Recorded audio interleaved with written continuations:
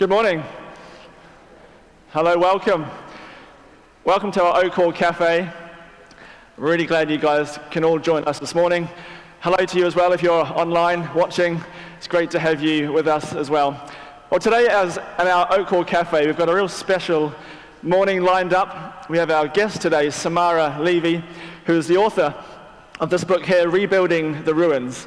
And she's going to be sharing her story with us today about how she's been involved in sharing God's love with the people of Syria and Iraq and across the Middle East. And so it's a real privilege to have her with us this morning. We're going to hear her story. I'll ask her some questions. There'll also be the opportunity for you to ask your own questions as well. And the way that you can do that is to go to a special web page and to ask questions there. And it's called Slido. So if you type into your phones sli.do/Samara, if you go there, you'll be able to find a place to ask your own questions. So as we're going through this morning, and you'd like to think, I'd love to just know a bit more about that, pop your question in there, and then after we've had a chat together, I'll go through some of those questions and put those to her as well.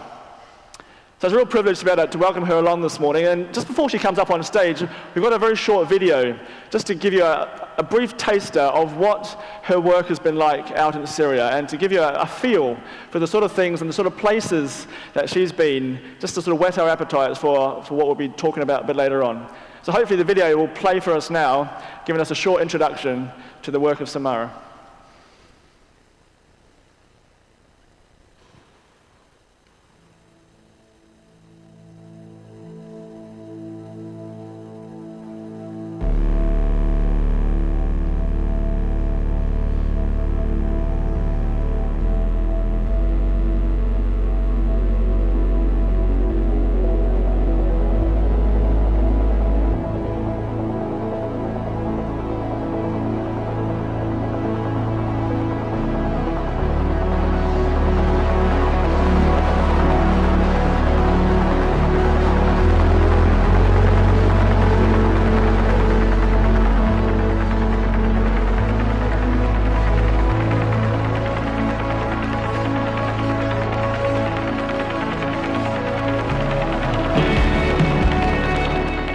I'm here in Damascus.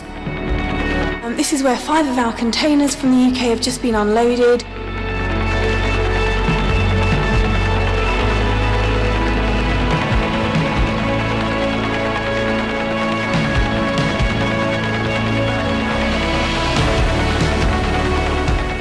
We've just been visiting some families who lived here throughout the siege.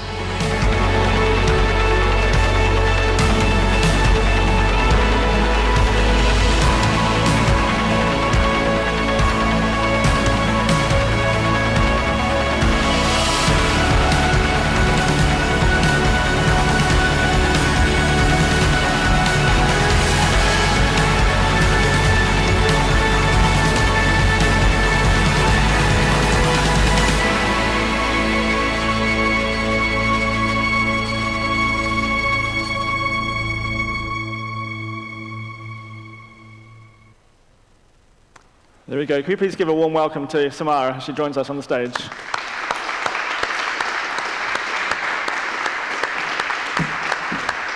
Cool, have her. Hi, Samara. It's so good to have you with us today. Thank you for joining us. Syria hasn't been in the news much recently. I think we will all say it's been taken over by a few other national and international crises at the moment. But over the last sort of 7 or 8 years, Syria has been under a complete war zone and a huge disaster area. And for a time, I think we were used to the 24-hour news cycles showing us clip after clip of stories of things that are going on out there. Could you maybe just give us a very brief history of what's happened in the last few years in Syria and why you've been led to do this work that you've been involved in? Yeah, well, firstly, thank you so much. It's a real pleasure to be able to be here today and share with you all. So thank you. Yeah, Syria, a war zone, probably one of the most destructive war zones of this generation. And as the video said, it's been described by the UNHCR as producing one of the worst humanitarian and refugee crises of this generation. It's been going on for about 10 years now. had various different phases. And I suppose the very interesting thing really for me, and I won't go into it in a lot of detail because it's not really my interest in Syria or what we're doing to serve it, but when you actually go to Syria and travel around the country, you'll see that what people talk about and the experiences they describe about what's actually happened in their country over these years and how the war came about, how it started, are just so very different, actually, to what we have seen here in our media. So, it's quite an eye-opener to talk to the people who have lived through this, what happened in their villages, in their towns, in their cities, how their friends and neighbors became radicalized and formed an army, which was basically trying to establish an Islamic government, an Islamic state in Syria. And there are many different groups, not just ISIS. ISIS is probably the most well-known, but there are a number of them. And interestingly, when you talk to the people, they say, you know, one day this person was fighting for ISIS, the next day they were fighting for one of the other groups. It's very different situation, but it's produced an enormous amount of displacement. It's killed perhaps an estimated 500,000 people. About 5 million, I think, have left Syria, and about 6.5 million have been internally displaced, lost their homes, many of them more than once, and many of them are the people that we've tried to serve in the work that we've been doing. Wow. It's, truly devastating place to see. I remember the news stories coming in several years ago, and the whole world was moved, I thought, by seeing the great need out there, and then just seeing children and families left without homes, without anything. And maybe was it those sort of images that led you to want to do something to help? And tell me about your story then, and how you felt called to help and bring aid to the people of Syria. Yeah, I think it really started as just being a mother, living in perhaps one of the most wealthy nations, really, in this world. And I became aware that there were families who had been displaced by this war, and they were living in makeshift camps, and having fled in summer, their children had nothing more than flip-flops to put on their feet, and yet it was snowing, these snow-covered camps. These families were just trying to survive, and they didn't have the absolute basic essentials that they needed just to get by. And I was really struck by this enormous disparity between the world that we live in here, with all of its luxuries and nice lifestyle, and then the sheer fight, the grueling fight for survival that these families were just existing in. And I just felt, if we have so much here, it's so obvious. Jesus asked us to share what we have. And there's some logistical issues to get through, but ultimately that's our calling, it's to share. You know, if we have 2 coats, then we should be willing to give one to someone who doesn't. And that was really where it started. I started off just sending some small packages out to an NGO who said they would take them to a camp in Syria, and I felt it wasn't enough. And I prayed, and it was over about 8 months. I prayed 3 times asking God, what do I need to do to be able to send more? You know, a lorry. I had this idea of a lorry bouncing around in my mind. And also the crisis in Iraq had very much become very public as well. And I was thinking about that too, all the people fleeing from ISIS. And I was saying to Lord, what do I need to do to just do something to help them? I send out a lorry of winter clothes and shoes. And each time he just said, start collecting. And being a bit slow to catch on the 3rd time round, I thought perhaps that's just what I should do. And I felt he actually said to me, Samara, if you're just willing to step out in faith, you know, I know you don't know the details and where it's going, how it's getting there, who's paying for it, but step out in faith and trust me, and I'll open all the right doors at all the right times, and I'll provide everything that's needed along the way. And so you started collecting, and I've read your book here, and it's a fascinating story to see you start collecting these clothes, and the rooms in your house begin filling up with bags, and then you invited other people at the schools and families in the church and people you knew.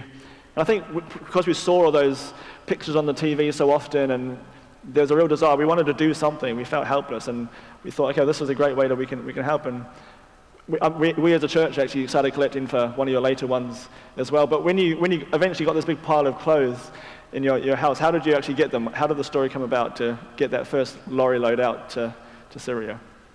Yeah, it was such an interesting time. It seems like a different lifetime ago looking back, but basically, I realized actually, it was so funny, looking back, I had this very naive idea of how it would all work, and I thought that filling the lorry would be the easy part. And the first consignment actually went out to Iraq in a lorry. Later we started sending to Syria in containers, but I remember talking with our vicar and saying to him, filling the lorry, that would be the easy bit, but we've got to raise £6,500 to send this lorry. I mean, that's a huge amount of money. I've never done any kind of fundraising like that before. And it actually turned out to be rather the opposite. Over the weeks, we started planning fundraising events, and my church said they'd put in a chunk of the money, and then it was quite an amazing course of events, but another organisation just seemed to pop out of the blue and say that they would pay for some of it too, and our other fundraising events, I predicted that they would probably cover the remaining amount. And I'd done a little sort of timescale plan for how much time we needed to sort through the clothes and pack them and collect them, and then 2 weeks to get it out there. And I had a date that I was working towards, and I felt that if we had got everything ready by this date, then it would arrive at the right time before the weather got really cold. And I had 6 weeks to collect it all, and 4 weeks into my collection, and I had been working so hard on this collection. I'd done everything I could to publicize it, to get as many churches and schools involved as possible. 4 weeks into my collection, there was actually a little picture of it. I don't know, it went by quite quickly, but there was a picture of me and my youngest son standing in a storage unit, and it was pretty wide, maybe a bit less than the width of this stage, and it was a square room. And I'd measured that if we went up to about 1.6, 1.7 meters high and filled the room wall to wall, front to back, then we would have enough to fill an articulated lorry, which carries 90 cubic meters. And at that stage, I didn't really have any understanding of what an articulated lorry looked like or what 90 cubic meters looked like. So I naively said, yeah, filling the lorry will be the easy bit, getting all the clothes, but the money. And that picture on that day showed a couple of boxes stacked on that side and then a few little bags on that side. That was 4 weeks into my collection. I had just 2 weeks until my deadline.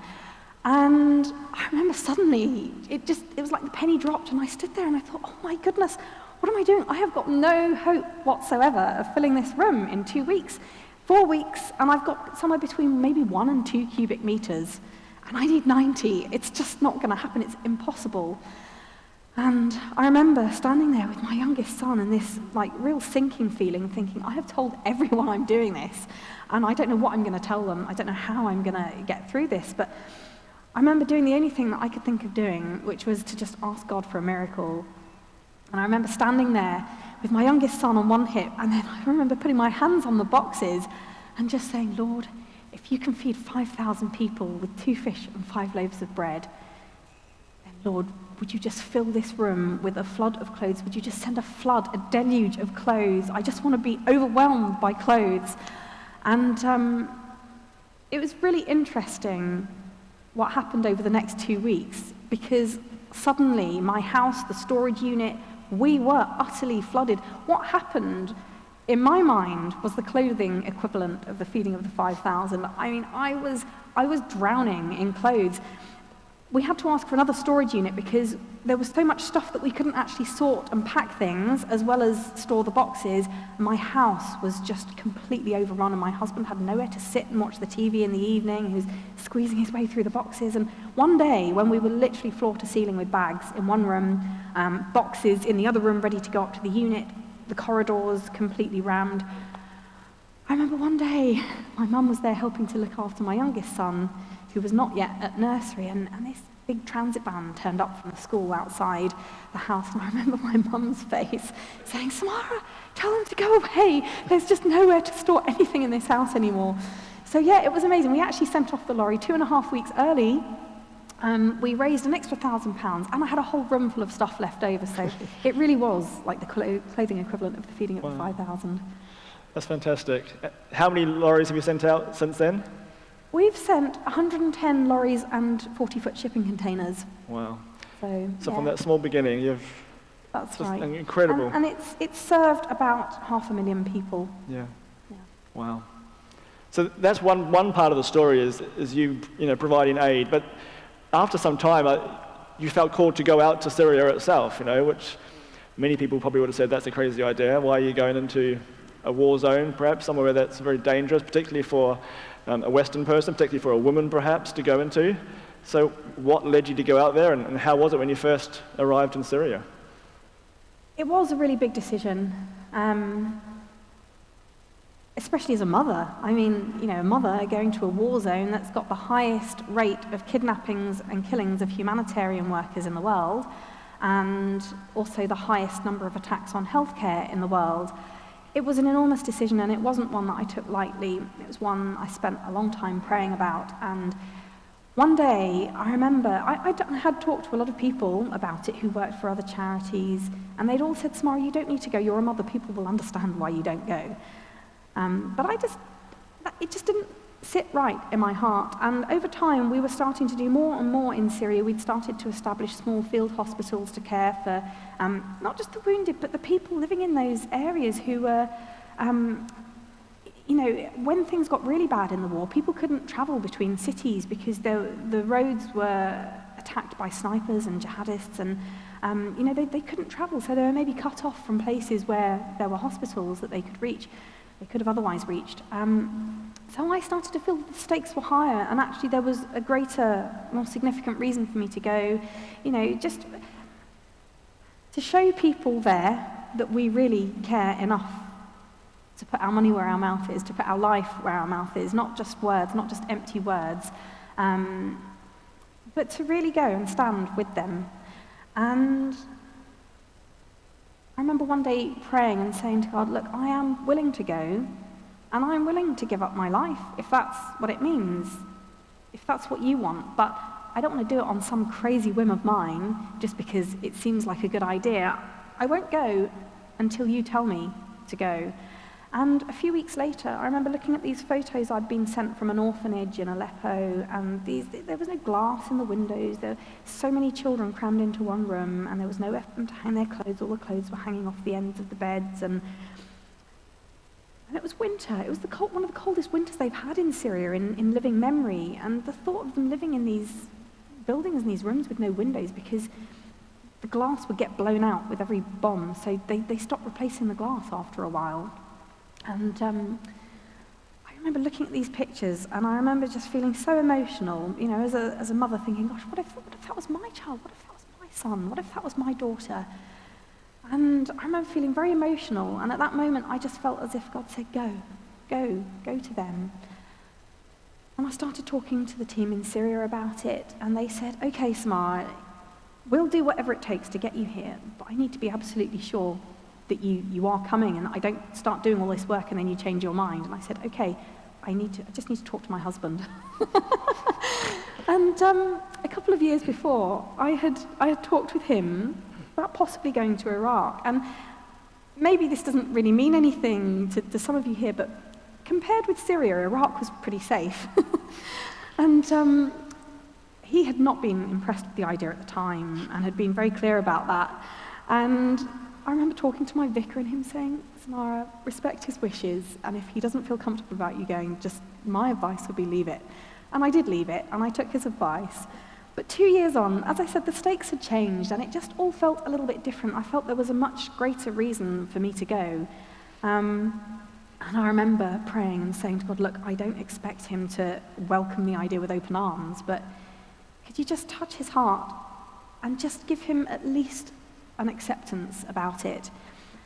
And I remember feeling really nervous about this conversation, and I sort of plucked up the courage, took a few deep breaths, and I went to go and talk to him. And as soon as I started talking about it, he said, my feelings haven't changed about this.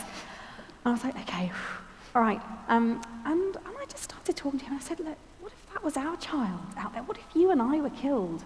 and there was no one else to take care of our children, how would we feel? Wouldn't we want someone that was willing to put their neck on the line for our children? Aren't they worth it? And we talked for a little while, and at the end of it, he said, Samara, I don't want you to go, and I'd much rather that you didn't, but I understand why it's important, and I understand why it's important to you. So it kind of felt to me like there was a level of acceptance there that just hadn't been there before, and bless him, over the years, he's put up with a lot. He has. He's an amazing man.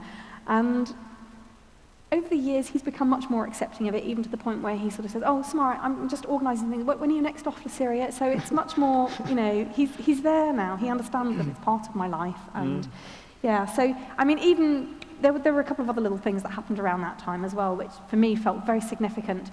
And one was, I started to feel afraid, actually. Having made that decision, I started to think, oh my goodness, what am I doing? Am I really doing the right thing? I remember playing actually with one of my little children, both of them. They were playing with some Lego. I remember thinking, oh gosh, am I really going to leave them for a few weeks and go to this place where what if something happens to me? And I remember going into church the next day, and we have prayer ministry at the end of our services, and a lady came to pray for me who I didn't really know.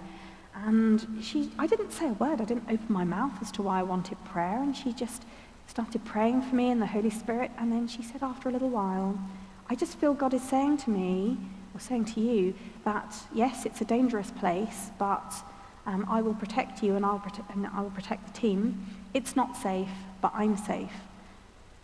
And that just felt like such a direct message. That was exactly the fear, the concern that was in my heart, and through prayer, God told this woman who knew, well, she knew about my ministry in Syria, but she had no idea. I hadn't told anyone I was planning on going to Syria, so it was quite a big thing for her to just suddenly say these words. And then the last little part of that was just that I then said to God, okay, well, this is good. I've never taken any money from our donors to cover any of my own costs, and I don't want to start now. I want you to provide the money for this trip without me having to ask anyone for it.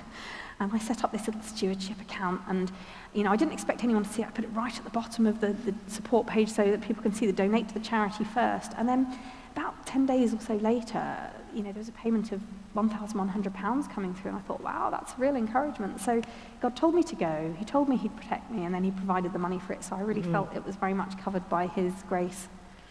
Man, that's amazing. God is a good God who provides us what we need, isn't it?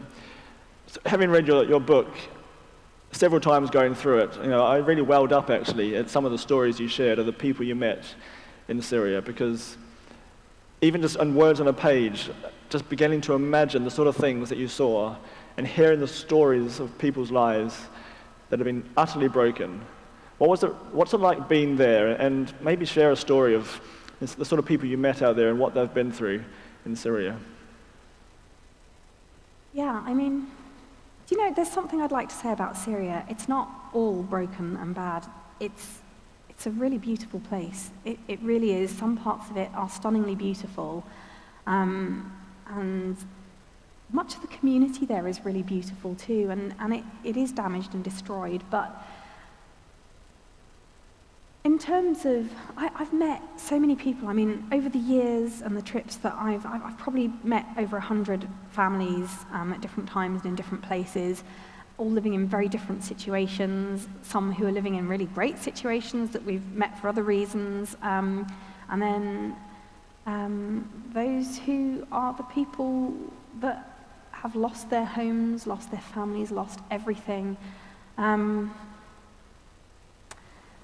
Is there a particular story you think of that touched you that you would like me to share? I was thinking when you went to one of the camps that had some of the ISIS fighters that you think living there, and I remember there's a family you met and their children who, like you suggest, seem to be doing quite well actually, and yet how you show love to people like that. Yeah. So after, there was an area just on the outskirts of Damascus called East Ghouta, and this was under siege for a number of years, and basically there were jihadist groups who had been controlling this area, and at this day, I'd gone to visit some of the families who had lived under siege, and actually the families I visited were in West Ghouta. They were sort of the other side of the road, but it was still under siege, and then there was a much larger area in East Ghouta that was under siege. And the family that morning had told me how this 16-year-old boy sat hugging his father throughout our entire visit, and I remember that in itself really left an impression on me, because you don't normally see a 16-year-old boy so needily attached to their father. And while we were talking, they'd had torrential rain. We were in their house, and yet I could feel, this wasn't in a camp, I could feel the water dripping onto my back through the ceiling. The mother had rolled up her sleeves and showed me the scars on her arms where this jihadist group had basically kidnapped her for a couple of days, and they poured burning acid on her arm, like acid which had burnt the skin on her arms. And then they told me how, it was like a sort of ritual that these jihadist soldiers would take her son, who, at the time, maybe he was just 11 years old. They would take him and drag him by his hair, and they beat him so that his legs were actually deformed and he couldn't walk properly, and we'd given him a wheelchair. And they said when they tried to take him to the medical centres and the hospitals, that a kind of hospital that they had in those areas, they said they were turned away. They said, "You don't support us. We're only here for people who support us." So because they weren't supporting these jihadist groups, they were denied any kind of access to medical treatment or care. They couldn't work because they weren't supporting. They were basically like prisoners there, and they were kind of kept there as human shields, really, to stop a counterattack against this area.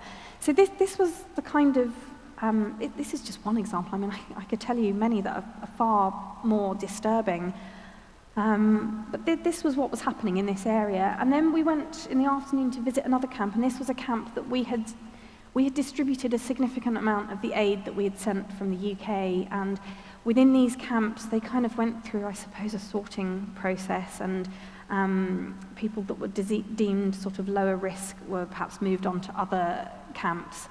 And when this area had been, when the siege had been broken, people fled on foot. Tens of thousands of people fled on foot, and it was literally just all they could carry that they brought. And one of the camps that we had distributed to, it was not so busy as it had been previously. And when I got there, we went to go and visit a family who were living there. And really and truly, the families that were left there were the families that were believed to be many of them connected with the jihadists. The fathers maybe had been fighting, the families were supportive of the jihadist agenda. And we went to go and visit a family, and I was talking with the woman, and in these areas under siege, a lot of people had really been starving. But the family that I saw didn't have that appearance at all. They looked like they'd been very well fed. They were not skin and bones. They were very healthy looking, even though overweight. And so it was obvious that they hadn't been struggling to get food in the same way that some of the other families might have done. And there were just lots of things about what they said. It was fairly clear that they were obviously connected with the groups that were controlling the area, because they wouldn't have been able to live as they did otherwise. In the end,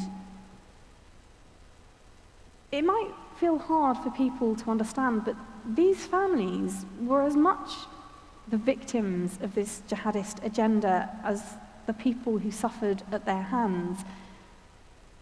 It's a very complex situation that happened there, but there was very much this situation, this feeling of, if you can't beat them, join them. And so many people joined the jihadist groups that took over their areas and kept them under siege, because if they didn't, they and their families and their children would not survive. So, yeah, there's a huge amount of forgiveness needed there in Syria, but I really think that the only way that they can begin to rebuild their communities is through forgiveness and acceptance and trying to put the past behind them, which is such an easy thing for me to say sitting here, but these people have really suffered horrendous brutality, it's a much bigger step for them to begin to forgive, but that's, I think, the only place where reconciliation can begin.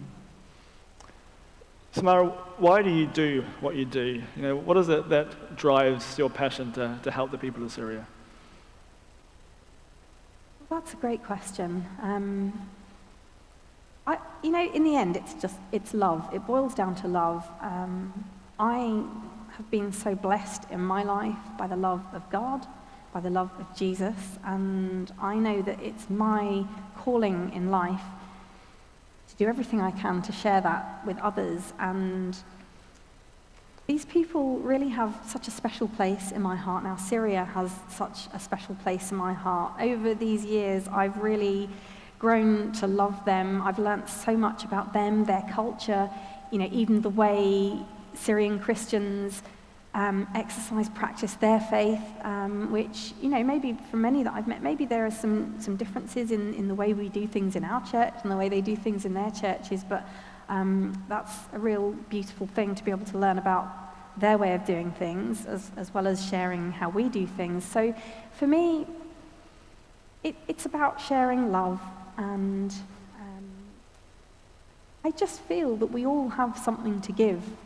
And we can choose to focus on the superficial in this life, and it's easy to do that. It's much easier to do that. It's easier emotionally. It's easier from a comfort point of view if we just focus on the superficial things, the things that are easy, the things that make our lives more comfortable.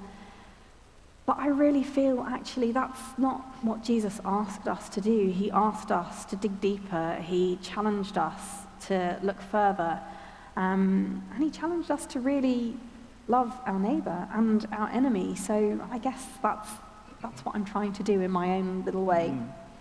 You talk about the way of Jesus and the way that he shapes your life, and the calling, and you refer to it in many different ways about how we love our enemies, how we give when we have great supplies ourselves. And maybe just as we begin to wrap up now, can you tell us just about your own journey? How did you yourself come to know Jesus? Honestly, it's not one of those sort of black and white journeys. In my early years, I wasn't a Christian and I didn't go to church. My mum, having had quite a tough upbringing, had lost the faith that she had. I always remember going to a church school, though, that the priest would come in and tell us stories, and I always found them really fascinating. I was always quite fascinated by church. We had one at the end of our road, and we used to go and peer through the windows, but my mum would never take me in, and I was always really interested to know what went on in there. And then when I was a little bit older, my mum remarried, and my stepfather was part of a church at that time, and we started going to that church, and I really, really loved it. And as a teenager, I lost my faith. We had a family breakdown, and I lost my faith, and I completely rejected God. I didn't want to know. And I had a few years like that, and to be honest, they were probably the bleakest years of my life, actually. And then in my early 20s, I started reconnecting with God, and it wasn't a sort of one jump. It was, I guess, a series of steps that happened at different times. And I think really where I felt my faith really became properly rooted was shortly after having my second child. I suddenly felt as if God just snapped his fingers and said, "Samara, enough messing around, it's time now." And it was just fascinating. I started reading a couple of Christian books or books that are testimonies of Christians and things they'd done in their life. And I remember reading them feeling so moved, thinking, what have I been doing all this time in my life, really? And I remember picking up the Bible for the first time in years, reading Matthew's Gospel, and I just remember weeping as I read it, thinking, my life looks nothing like this. My life looks nothing like the way Jesus asked us to live, and I really want it to. And I found my church, St. Peter's in Brighton, and it just felt like home from the start, and it's been a journey since then. Oh, that's fantastic to hear your journey there. And as you write your book, and you can really see your faith just all the way through that, and you've touched on it already about the dependence on prayer and on guidance from God, and then the Spirit's leading you into making decisions, and you have a prayer team around you as you make big decisions about what's going on out there, and We haven't touched on this, but you're in the process of trying to build a big hospital, the Grace Hospital out in Syria, and there's so much more in this book that I'd love us to be able to dig into, which we haven't got time to, though, I'm afraid, this morning. But maybe just one sort of final question, and then we'll have a chance maybe for anyone else here to ask a question. Just what's on your heart for the people of Syria right now? What's your biggest prayer for that country? Hope. You know, it's really, really difficult to go through life without hope. And I think the people of Syria have had their hope dashed and destroyed so many times in the last 10 years. You know, some of the areas that were under siege are now no longer under siege. Some people have returned, some people haven't. So much has been destroyed in those areas. A lot of people have just completely lost their homes. They've got nothing to go back to. Even just, I mean, to give you an idea, one of the areas that was probably, the siege was probably broken a few years ago now, but in one of the farming projects that we're doing, a team was asked to go and help pick some of the grapes. And then on the Monday, or Sunday, they start their week on a Sunday, on the Sunday, there was a phone call to our doctor on the ground saying, I'm really sorry, but they're not going to come. Basically, the family went to go and clean their house in one of this area that had been under siege, but there was a landmine there and the father was killed. So even now, even though the fighting in that particular area has stopped, you know, they try very hard, you know, the Syrian army there, and I think the Russian army often as well, they try to clear those areas of landmines before people move back, but it's hard to get everything. So still, and then in addition to that, there's a massive, massive economic crisis in Syria now, not just caused by the war, but also massively exacerbated by all the sanctions against Syria. It makes it so hard for them to achieve or do anything. And that is something that really dashes their hope massively. And then in addition to that, there's the coronavirus, and it just seems endless for them. It's one calamity after another, one crisis after another. And it's so hard for them to hope for the future. You know, when you talk to them and ask them what their hopes are, they're really simple things, just to be able to rebuild their house, or, you know, just have a place to live, that their children can go to school and actually, you know, come out of it with, you know, qualifications. So they're simple hopes that they have, but we all need hope to live, and that's my big prayer for the people of Syria. Great, thank you so much. That's been amazing just to hear a little glimpse of your story there. I wonder if we can just have that slide up, Paul. There's a code that we can just log on to. So it's Slido/Samara. If you search for Samara, you can type a question in there. But before we get to some of those questions, we've got also a special guest here, Amy Ledger. Is going to just sing a song for us as we just have a think and reflect on these things we've been talking about. And the song is called God Only Knows. And sometimes it feels like, where is hope? You know, what is the answer for hope in this broken world? Well, God only knows in a way, and the answer is in Him, is in Jesus. And so as we listen to Amy sing, let's just have a think about these words together. So thank you, Amy.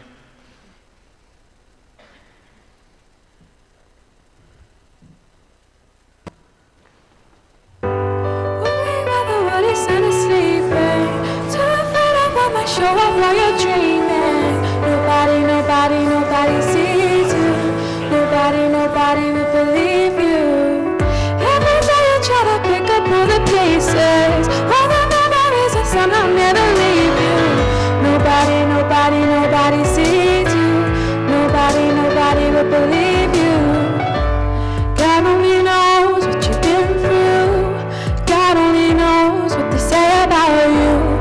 God only knows how it's killing you, but there's a kind of love that God only knows. God only knows what you've been through. God only knows what they say about you. God only knows the real you, but there's a kind of love that God only knows. There's a kind of love there's a kind of love. You keep a cover over every single secret, so afraid if someone said they would leave. But somebody sees you. Somebody will never leave you. God only knows what you've been through. God only knows what they say about you. God only knows how it's killing you, but there's a kind of love that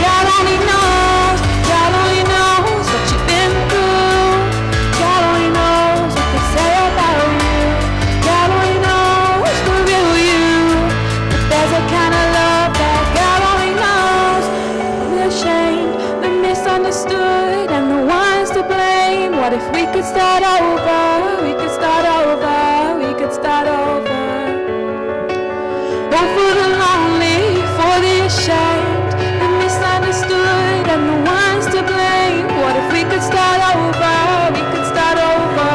We could start over. 'Cause there's a kind of love that God only knows. He knows what you've been through. God only knows what they say about you. God only knows how it's killing you. But there's a kind of love that God only knows. God only knows what you've been through. God only knows what they say about you.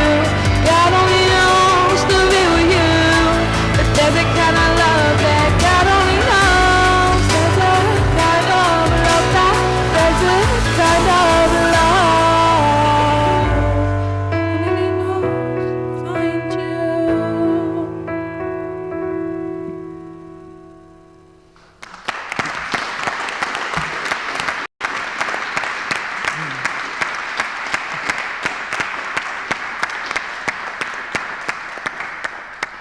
Well, thank you, Amy. God only knows. There's a kind of love that God only knows. That's a great line to be able to sing. So do send in your questions, and if you're watching online as well, please send in your questions to Samara. We've only got time for a few more now before we need to wrap up. But a number have come in, and the top of the list is asking you about this experience you've had. How has it challenged or changed your faith? It has completely changed my faith. I mean, I would say that before I started doing this work, my faith was kind of like there. And I think it was also more of a theoretical faith. Like, I understand these processes. I understand God does these things. I understand that God is the creator of the universe and that he can perform miracles. But would that happen in my life? You know, I know that he's worked in these other people's lives and he's done these amazing things, but what about me? You know, would he do that for me? Am I good enough? And it's been such a fascinating journey, because what I've realized is that, you know, we don't suddenly get given this amazing earth-moving faith. Well, maybe some people do. I didn't. It was something that developed as I stepped out of the boat and as I walked on water. I've seen so many incredible things happen, so many mind-boggling answers to prayer. I mean, so many things that have happened that have been really overwhelming experiences at the time, and they've brought me to tears, because I just thought, wow, God's really been so good to me. He's been so good to us. But yeah, I really, and this is the thing that I would say to anyone here or listening who feels that they have faith, but maybe feels that it could be a bit bigger or a bit more advanced, or it only grows as we exercise it, and it only grows as we take those risks, stepping out of the boat, starting to collect without knowing where it's going, who's paying for it, or how it's getting there. That's how it's grown and changed over the years. Great. Someone else asks about how your faith has impacted the people that you've met, and maybe are there any stories of people whose lives have been changed by God?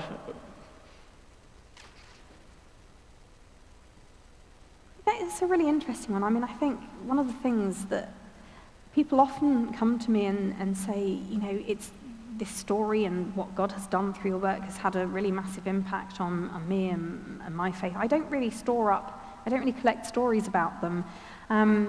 But I think it's interesting. I mean, our doctor in Syria, who is our country director and partner over there, he supervises all of our work there.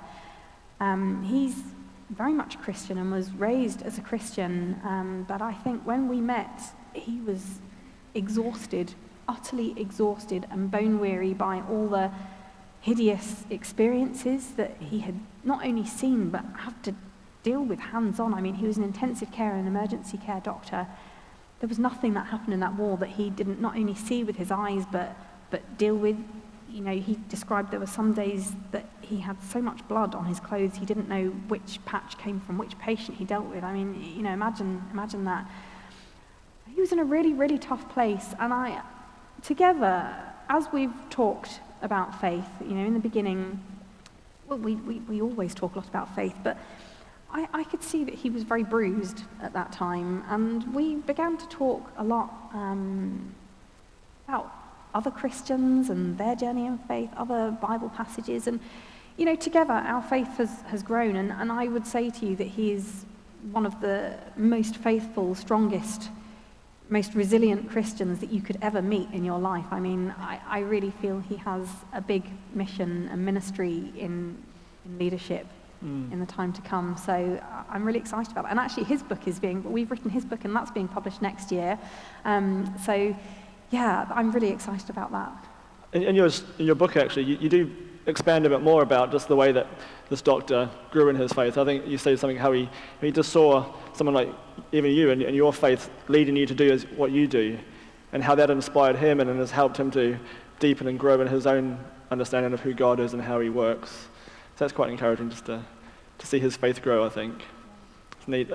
Maybe another question here. What's the greatest challenge that you're facing in your mission, and how can we help? Someone asks. Wow, what's the greatest challenge?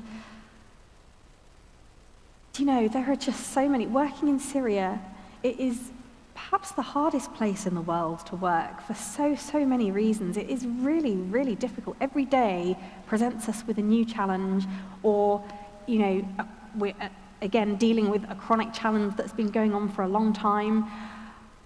I think what we need prayer for is that we really hear God's voice in everything, that we have his guidance in everything, because sometimes there's so much going on and there can be so many issues to deal with that it's easy to just feel a little overwhelmed by them, and at those times it can be a little bit harder to actually listen to God's voice in those difficult times. So that's my prayer, that we will always have the guidance and wisdom of God at the forefront of every decision that we make, because if we have that, then everything else will fit into place. Cool. Well, I'm sure many of us here will be praying for you and for your work, and we're so grateful that you've come along this morning just to share Real pleasure. with us Thank your you. story. And I couldn't recommend enough getting yourself a copy of Samara's book. She has a table over here, and she's brought some books with her. And if you'd like to take a copy with you, you can buy one from her there. There's a contactless payment facility you can use. There's also her website, Samara's Aid, which you can go to, and you can purchase the books from there as well. But do grab a copy. There's so many incredible stories in here of God's faithfulness and the way that he's used perhaps a very ordinary woman, a stay-at-home mum, to be able to do some incredible things now across the world. So we're so grateful for you coming this morning to share your story. Can I just also plug something else that we're offering here as a church, which is Christianity Explored.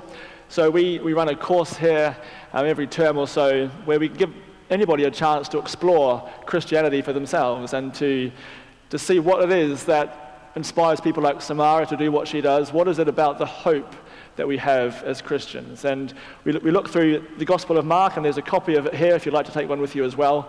And you just read through this book and look at some of the stories, like Jesus feeding 5,000 people with just a small bit of bread and fish, and the miracles that he did, and the greatest story ever of him dying in our place for our sin so that we could know the hope that comes only from God. So we have a course starting on the 2nd of November, just for 6 evenings, 6 Monday nights, and it'll be on Zoom. So you won't even have to leave your home. You can log in for an hour, bring any questions, have a chat together. So I really invite you to come along and to join us for Christianity Explored. More details, again, are on our website if you'd like to follow up on that. That's come to the end of our time this morning now. I'm sorry it's been a bit shorter than we would normally like, but thank you for joining us here, and thank you for those online who have been watching as well. As we begin to make our way out, Samara hopefully will be by the door over here, and do you have a short chat with her on your way out, or grab a book if you'd like to. But otherwise, thank you so much all for coming. Thank you, Amy, for singing again. It's been great to hear you, and for all of you joining us. And once more, thank you, Samara, for sharing your story. Should we give you a round of applause?